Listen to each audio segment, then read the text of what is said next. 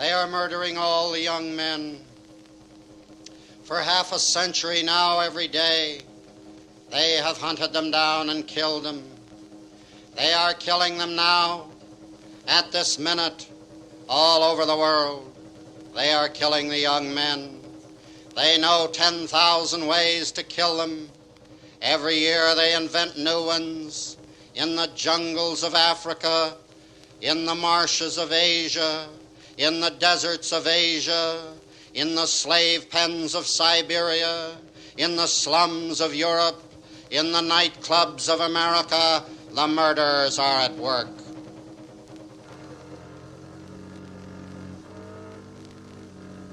They are stoning Stephen. They are casting him forth from every city in the world, under the welcome sign, under the rotary emblem, on the highway in the suburbs. His body lies under the hurling stone. He was full of faith and power. He did great wonders among the people. They could not stand against his wisdom. They could not bear the spirit with which he spoke. He cried out in the name of the tabernacle of witness in the wilderness. They were cut to the heart. They gnashed against him with their teeth. They cried out with a loud voice. They stopped their ears. They ran on him with one accord. They cast him out of the city and stoned him. The witnesses laid down their clothes at the feet of a man whose name was your name, you.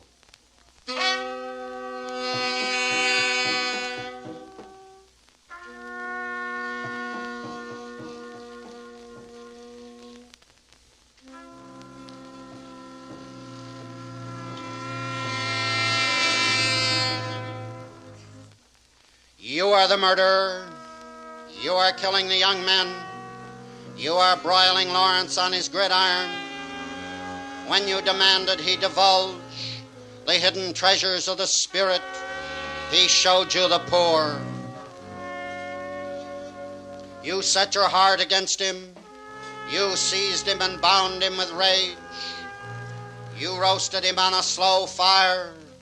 His fat dripped and spurted in the flame. The smell was sweet to your nose. He cried out, I am cooked on this side. Turn me over and eat. You, eat of my flesh.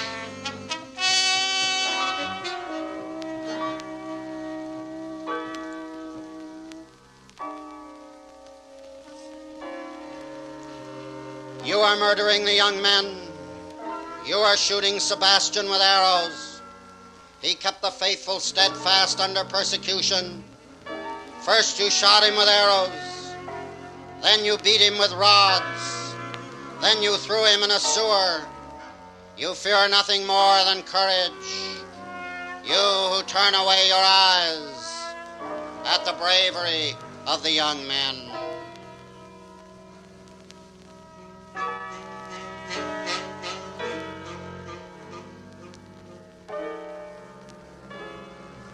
You, the hyena with polished face and bow tie, in the office of $1 billion corporation devoted to service, the vulture dripping with carrion, carefully and carelessly robed in imported tweeds, lecturing on the age of abundance, the jackal in double-breasted gabardines, barking by remote control in the United Nations, the vampire bat seated at the couch head, notebook in hand, toying with his decerebrator, the autonomous ambulatory cancer, the superego in 1,000 uniforms, you, the finger man of Behemoth, the murderer of the young men.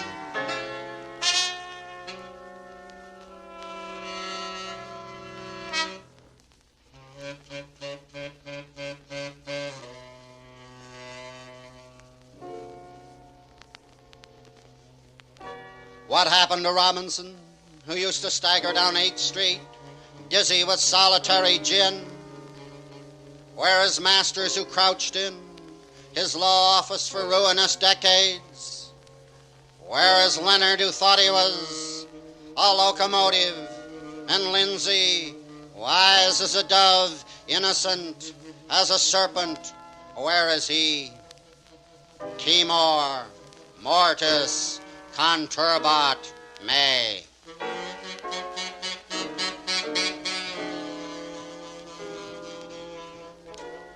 What became of Jim Oppenheim?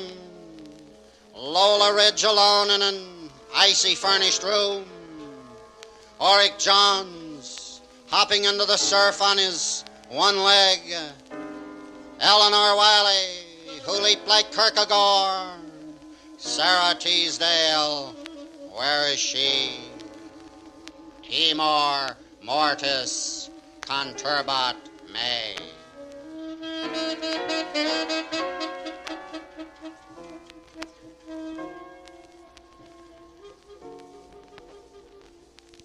Where is George Sterling, that tame fawn? Phelps Putnam, who stole away? Jack Wheelwright, who couldn't cross the bridge? Donald Evans with his cane and monocle, where is he? Timor mortis conturbat me.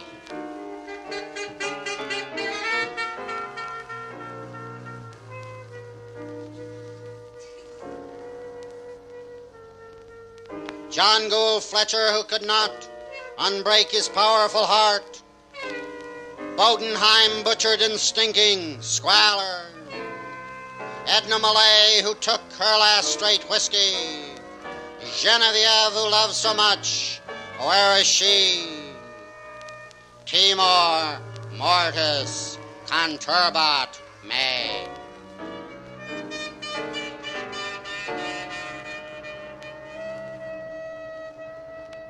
Harry, who didn't care at all.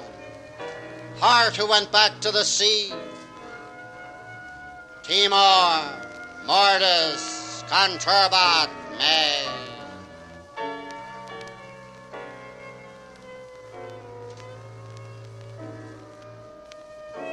Where is Saul Fanaroff? What happened to Potamkin? Isidore Schneider? Claude McKay, Connie Cullen, Lowenfels. What animates them today? Timor mortis conturbat me.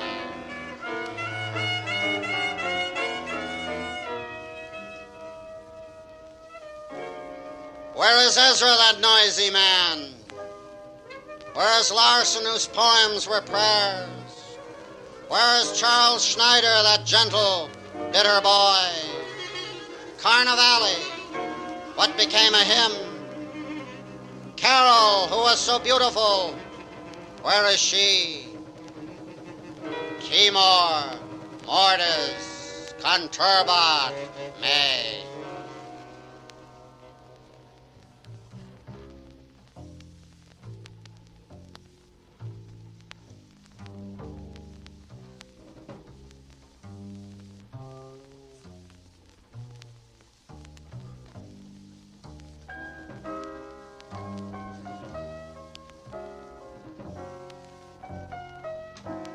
Was their end noble and tragic, like the mask of a tyrant, like Agamemnon's secret golden face? Indeed it was not. Up all night in the forecastle, bemused and beaten, bleeding at the rectum, in his pocket a review of the one colleague he respected. If he really means what these poems pretend to say, he has only one way out. Into the hot, acrid Caribbean sun. Into the acrid, transparent, smoky sea. Or another, lice in his armpits and crotch, garbage littered on the floor, gray, greasy rags on the bed. I killed them because they were dirty, stinking communists, I should get a medal. Again, another. Simenon foretold his end at a glance. I dare you to pull the trigger. She shut her eyes and spilled gin over her dress. The pistol wobbled in his hand. It took them hours to die. Another threw herself downstairs and broke her back. It took her years. Two put their heads under water in the bath and filled their lungs. Another threw himself under the traffic of a crowded bridge. Another, drunk, jumped from a balcony and broke her neck. Another soaked herself in gasoline and ran blazing into the street and lived on in custody. One made love only once to a beggar woman. He died years later of syphilis of the brain and spine. 15 years of pain and poverty while his mind leaked away. One tried 3 times in 20 years to drown himself. The last time he succeeded. One turned on the gas when she had no more food, no more money, and only half a lung. One went up to Harlem, took on 30 men, came home and cut her throat. One sat up all night talking to H.L. Mencken and drowned himself in the morning.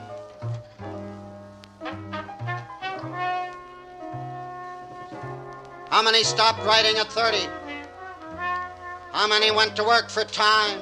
How many died of prefrontal lobotomies in the Communist Party? How many are lost in the back wards of provincial madhouses?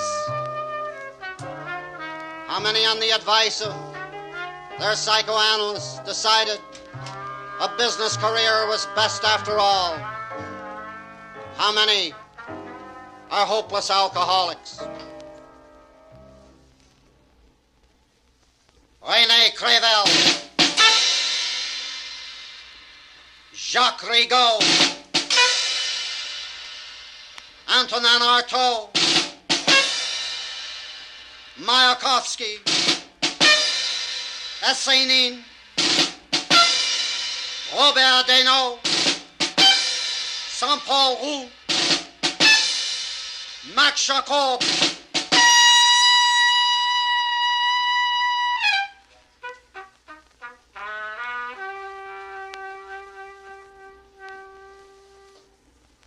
all over the world, the same disembodied hand strikes us down.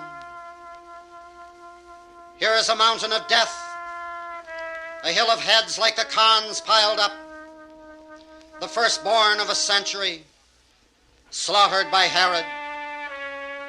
3 generations of infants stuffed down the maw of Moloch.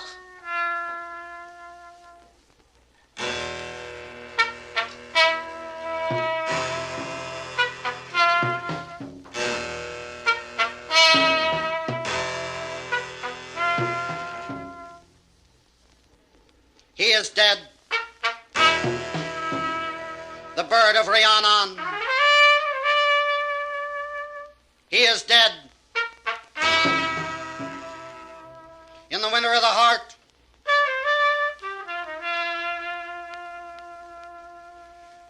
He is dead. In the canyons of death.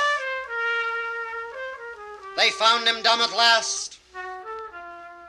In the blizzard of lies, he never spoke again. He died. He is dead. In their antiseptic hands, he is dead. spellbinder of Cader Idris. He is dead. The Sparrow of Cardiff. He is dead. The Canary of Swansea. Who killed him? Who killed the bright-headed bird? You did. You son of a bitch. You drowned him in your cocktail brain. He fell down and died in your synthetic heart. You killed him. Oppenheimer, the million killer. You killed him. Einstein, the gray eminence. You killed him. Havana, Havana, with your Nobel Prize. You killed him, General, through the proper channels. He confessed in open court to a Ponsonate skull. You shot him in the back of the head as he stumbled in the last cellar.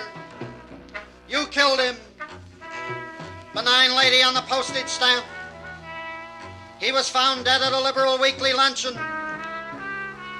He was found dead on the cutting room floor. He was found dead at a Time Policy conference. The editor killed him with a telegram to the Pope. Mademoiselle strangled him with a padded brassiere. Old Possum sprinkled him with a tea-ball. After the wolves were done, the Vadicides crawled off with his bowels to their classrooms and quarterlies. When the news came over the radio, you personally rose up shouting, "Give us Barabbas!" In your lonely crowd, you swept over him. Your custom-built brogans and your ballet slippers pummeled him to death in the gritty street. You hit him with an album of Hindemith. You stabbed him with stainless steel by Isamu Noguchi. He is dead. He is dead.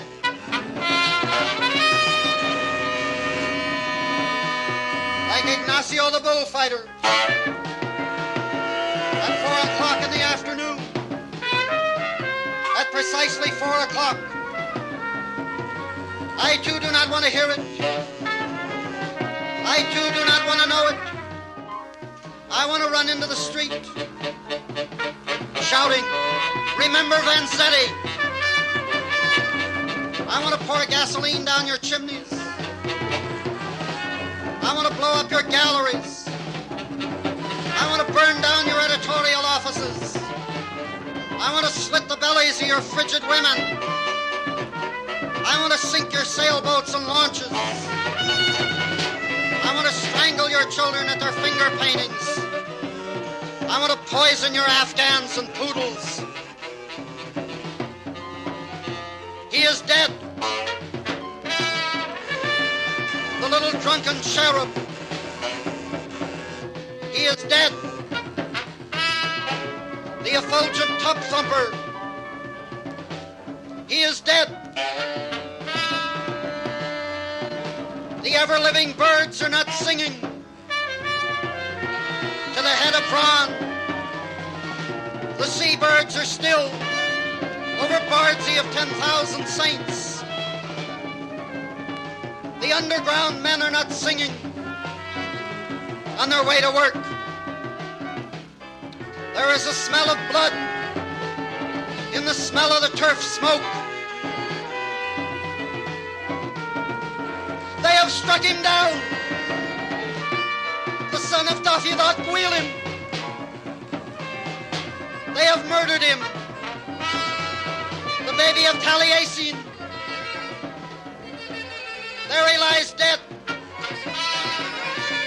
by the iceberg of the United Nations. There he lies sandbagged at the foot of the Statue of Liberty. The Gulf Stream smells of blood as it breaks on the sands of Iona and the blue rocks of Carnarvon. And all the birds of the deep sea rise up over the luxury liners and scream. You killed him. You killed him in your goddamn Brooks Brothers suit, you son of a bitch.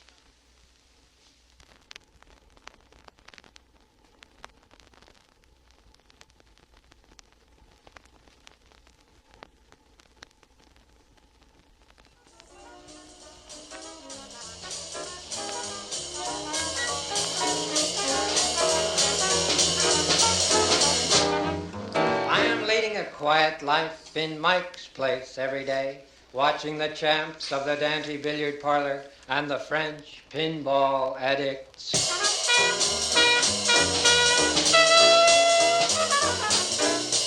I am leading a quiet life on Lower East Broadway. I was an American. I am an American boy. I read the American Boy magazine and became a Boy Scout in the suburbs. I thought I was Tom Sawyer, catching crayfish in the Bronx River and imagining the Mississippi.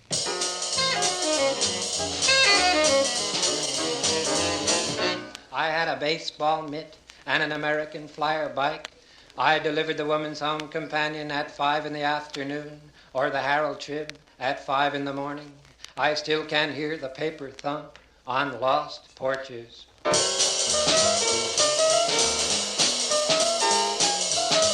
I had an unhappy childhood. I saw Lindbergh land. I looked homeward and saw no angel. I got caught stealing pencils from the 5 and 10 cent store the same month I made Eagle Scout.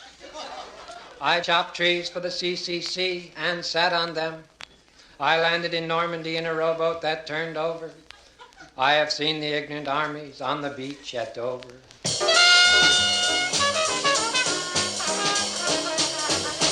I have seen Egyptian pilots in purple clouds, shopkeepers rolling up their blinds at midday, potato salad and dandelions at anarchist picnics. I am reading Lorna Doone and A Life of John Most, terror of the industrialist, a bomb on his desk at all times.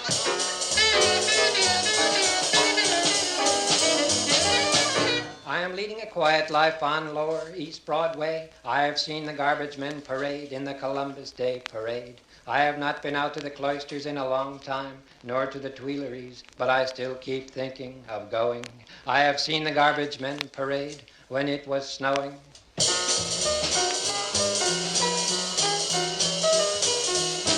I have eaten hot dogs in ballparks. I have heard the Gettysburg Address and the Ginsburg Address.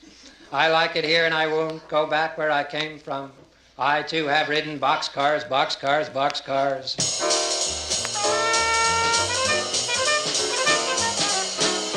I have been in Asia with Noah in the ark. I was in India when Rome was built. I have been in the manger with an ass. I have seen the Eternal Distributor from a white hill in South San Francisco and the laughing woman at Luna Park outside the fun house in a great rainstorm, still laughing.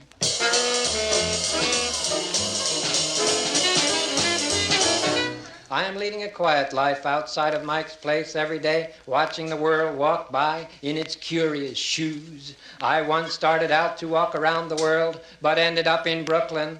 That bridge was too much for me. I have engaged in silence, exile, and cunning. I flew too near the sun, and my wax wings fell off. I am looking for my old man, whom I never knew. I am looking for the lost leader with whom I flew.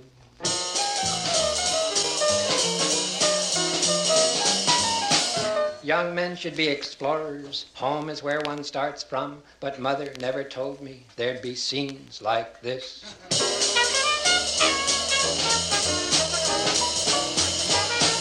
Womb weary, I rest. I have traveled. I have seen Goof City. I have seen the mass mess. I have heard Kid Ory cry. I have heard a trombone preach. I have heard Debussy strained through a sheet.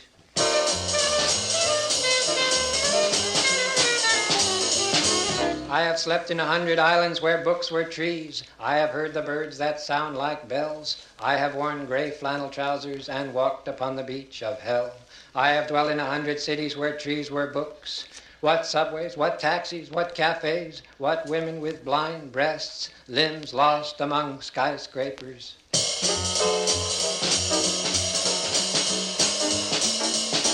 I have seen the statues of heroes at Carrefours, Danton weeping at a metro entrance, Columbus in Barcelona pointing westward up the Rambla toward the American Express. I have heard 100 housebroken Ezra Pounds. They should all be freed. It is long since I was a herdsman. I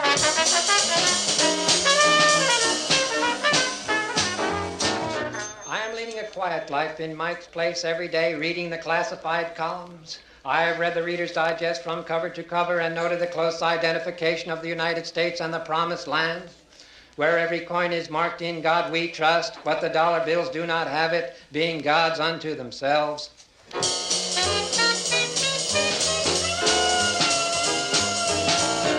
I read the want ads daily, looking for a stone, a leaf, an unfound door. I hear America singing in the yellow pages. One could never tell, the soul has its rages.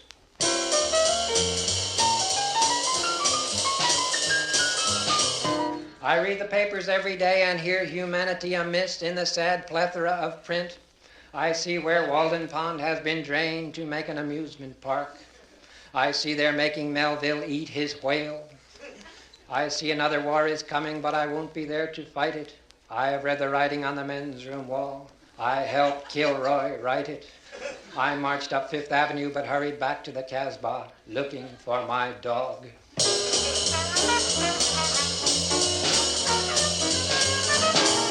I see a similarity between dogs and me. Dogs are the true observers, walking up and down the world through the Malloy country. I have walked down alleys too narrow for Chryslers. I have seen 100 horseless milk wagons in a vacant lot in Astoria. Ben Shaw never painted them, but they're there, askew in Astoria.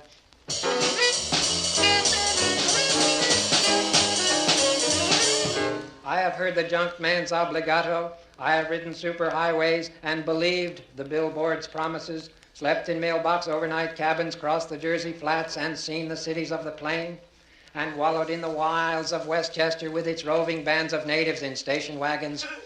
I have seen them. I am the man. I was there. I suffered somewhat. I am an American. I have a passport. I did not suffer in public, and I'm too young to die.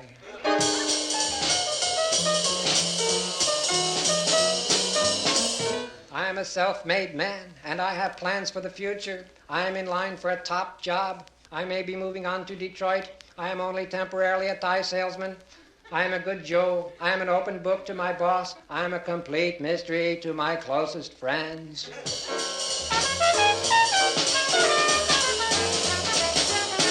I am leading a quiet life in Mike's Place every day, contemplating my navel.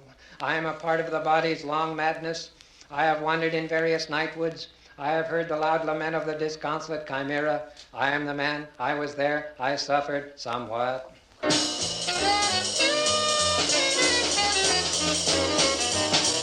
I have leaned in drunken doorways. I have written wild stories without punctuation. I have sat in an uneasy chair. I have heard the tolling bell. I am a tear of the sun. I am a hill where poets run. I invented the alphabet after watching the flight of cranes who made letters with their legs.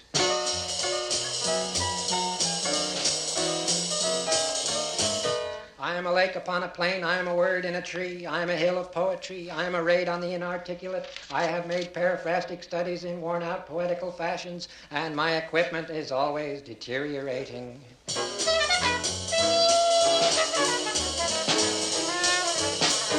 I have dreamt that all my teeth fell out, but my tongue lived to tell the tale. For I am a still of poetry, I am a bank of song, I am a player piano in an abandoned casino, on a seaside esplanade, in a dense fog, still playing. I see a similarity between the laughing woman and myself. I have heard the sound of summer in the rain.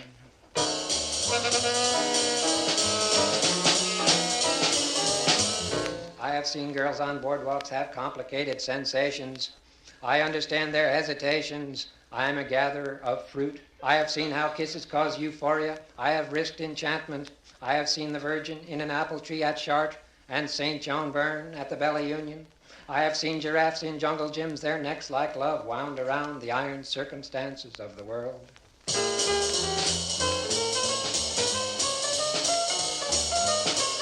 I have seen the Venus Aphrodite armless in her drafty corridor. I have heard a siren sing at 1/5 Avenue.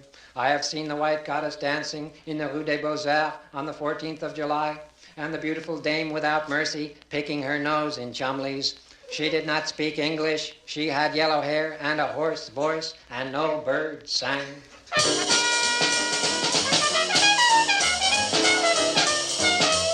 I am leading a quiet life in Mike's Place every day, watching the pocket pool players making the minestrone scene, wolfing the macaronis. And I have read somewhere the meaning of existence, yet have forgotten just exactly where.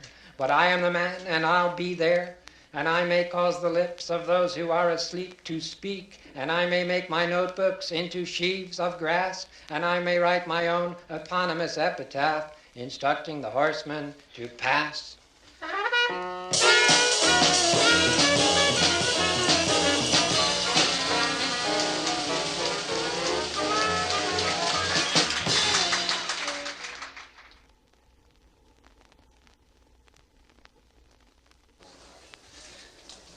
This is the statue of St. Francis. It really happened.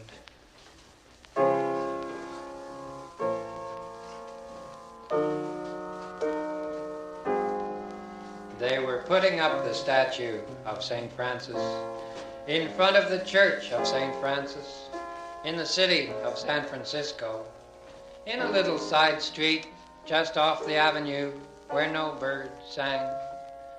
And the sun was coming up on time in its usual fashion and just beginning to shine on the statue of St. Francis where no birds sang. And a lot of old Italians were standing all around in the little side street just off the avenue, watching the wily workers who were hoisting up the statue with a chain and a crane and other implements. And a lot of young reporters in button-down clothes were taking down the words of one young priest who was propping up the statue with all his arguments.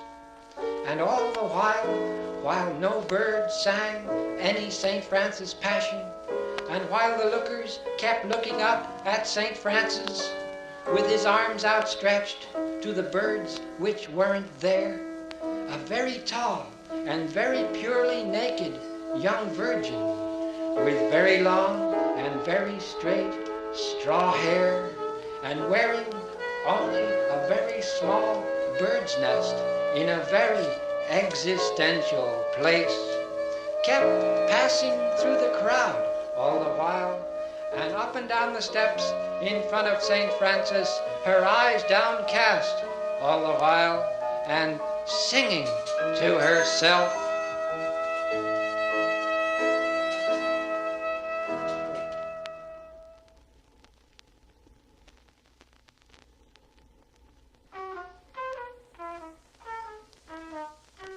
Let's go, let's go, let's go.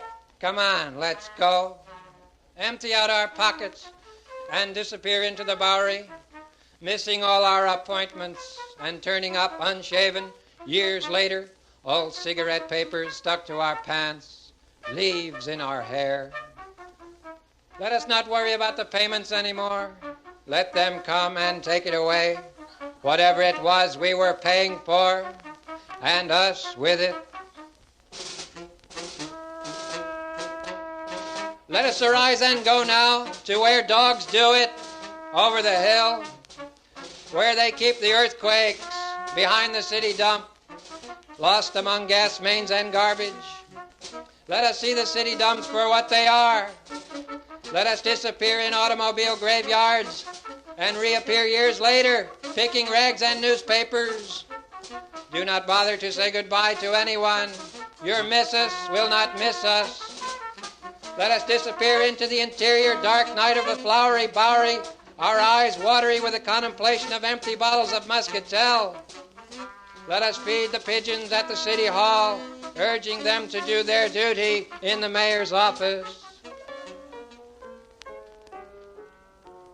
Let us arise and go now under the city where ash cans roll and reappear in putrid clothes smelling of subways and subway men's rooms. Hurry up, please, it's time. The end is coming.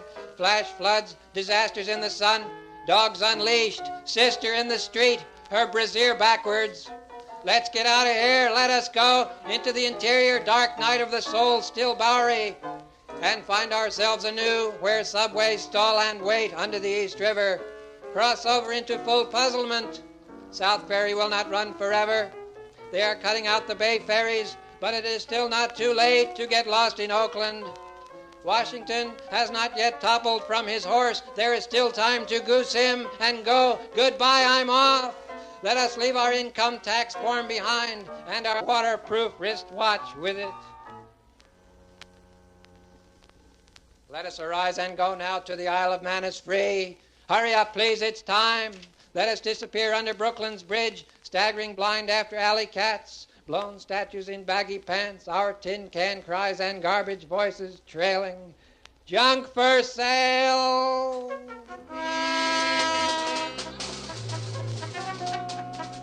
Let's cut out, let's go into the real interior of the country where hawk shops reign, mere unblind anarchy upon us. The end is here, but golf goes on. It's raining, it's pouring, the old man is snoring. Another flood is coming, though not the kind you think. There is still time to sink and think. I wish to descend in society. I wish to make life free. Swing low, sweet chariot. Let us not wait for the Cadillacs to carry us triumphant into the interior, waving at the natives like Roman senators in the provinces, wearing poets' laurels on lighted brows. Let us not wait for the write-up on page 1 of the New York Times book review, images of insane success smiling from the photo. By the time they print your picture in Life magazine, you will have become a negative anyway, a print with a glossy finish. They will have come and gotten you to be famous, and you still will not be free. Let's go, smelling of sterno, into the interior night of the night under the bridge, where the benches are filled with discarded Bowling Green statues. Let us camp out, up in back of the reservoir, drawing our drawers on garbage fires behind the shoe factory. Follow dogs on docks, speak wild songs, throw stones, say anything, have done, turn loose. Blink at the sun and scratch and stumble into silence. Diddle in doorways, no horse, third hand, after everyone else is finished, and stagger befuddled into East River sunsets. Sleep in phone booths, puke in pawn shops, wailing for a winter overcoat. Let us arise and go now to the Isle of Man is free. Let loose the hogs of peace. Goodbye, I'm going. I'm selling everything and giving away the rest of the Goodwill Industries. It will be dark out there with the Salvation Army band and the mind its own illumination. Let us go then, you and I, past the billboard spread against the sky. Let us go while we are able. Close down the joint. The system is all loused up. Rome was never like this. I'm tired of waiting for Godot. I'm going where turtles win. I am going where con men puke and die. Let us be gone down the sad esplanades of the official world. Junk for sale. Goodbye, I'm walking out on the whole scene. Let us pass over, leaving our neckties behind on lampposts. Take up the full beard of walking anarchy, looking like Walt Whitman, a homemade bomb in the pocket. I wish to descend in the social scale. High society is low society. I am a social climber climbing downward, and the descent is difficult.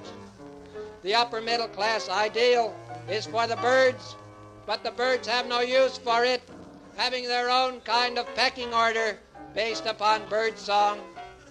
Pigeons on the grass, alas.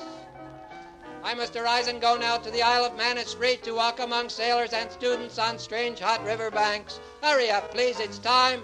The social amenities will not be observed much longer. Let us arise and go now into the interior of Foster's cafeteria. So long, Emily Post.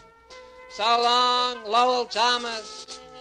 Goodbye, Harold Square. Goodbye, Broadway. Turn it off. Confound the system. Cancel all our leases. Lose the war without killing anybody. Let horses scream and ladies run to flushless powder rooms. The end has just begun. I want to announce it. Run. Don't walk to the nearest exit. The real earthquake is coming. I can feel the building shake. I am the refined type. I cannot stand it. Let's go. Where asses lie down with customs collectors who call themselves literary critics. My tool is dusty. My body hung up too long in strange suspenders. Get me a bright bandana for a jockstrap. Turn loose and we'll be off. Where sports cars collapse and the world begins again. Hurry up, please. It's time. It's time and a half, and there's the rub. The ThinkPad makes cowards of us all. We would all like to take off somewhere, but we won't unless something happens to make us take our pants down. Let us cut out into stray eternity. Somewhere the fields are full of larks. Somewhere the land is singing, and in our end is our beginning. Let us arise and go now to the Isle of Man is free, and live the true blue, simple life of wisdom and wonderment, where all things grow straight up, aslant and singing in the yellow sun. Poppies out of cowpods, thinking angels out of turds. I must arise and go now to the Isle of Man is free, way up behind the broken woods and words of Arcady.